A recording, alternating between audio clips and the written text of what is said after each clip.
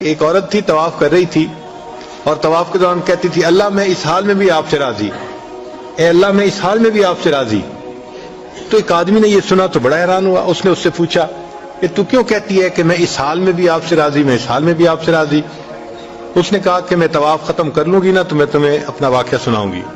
چنانچہ اس عورت نے اپنا واقعہ سنایا کہ میرے 3 بچے تھے، میں گھر کے اندر ایک دن تنور پہ روٹیاں پکا رہی تھی تو میرے بڑے 2 بچے جو تھے وہ گھر میں کھیل رہے تھے کمرے میں، اچانک مجھے شور کی آواز آئی تو وہ کہتی ہے کہ میں نے جب شور سنا تو میں وہیں سب کچھ چھوڑ کے تنور پر آٹا روٹیاں تو میں کمرے کی طرف بھاگی۔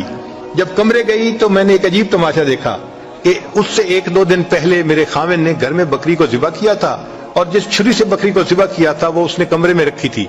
تو میرے دونوں بچے کھیلتے کھیلتے ان میں سے ایک نے دوسرے کو کہا کہ تمہیں پتہ ہے کہ ابو نے بکری کو کیسے ذبح کیا تھا؟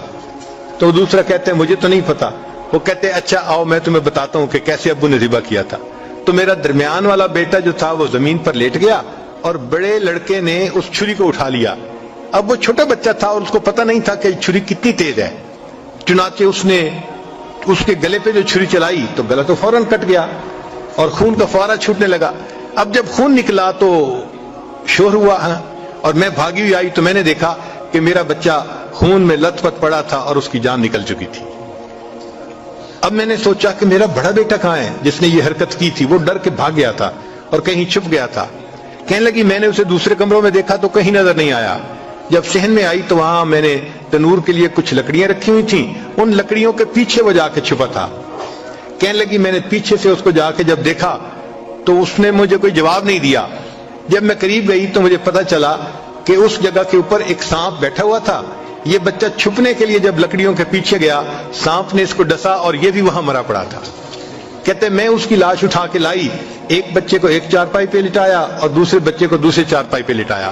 پھر اس کے بعد میں نے فیل کیا کہ میرا تیسرا چھوٹا بیٹا جو کرالنگ کرتا تھا، رینگتا تھا، وہ کہاں ہے؟ وہ مجھے نظر نہیں آ رہا تھا۔ کہنے لگی میں اٹھ کے جب جو ہے تنور کی طرف آئی تو میں نے دیکھا کہ اس نے کرال کیا اور وہ تنور کے اندر گر چکا تھا۔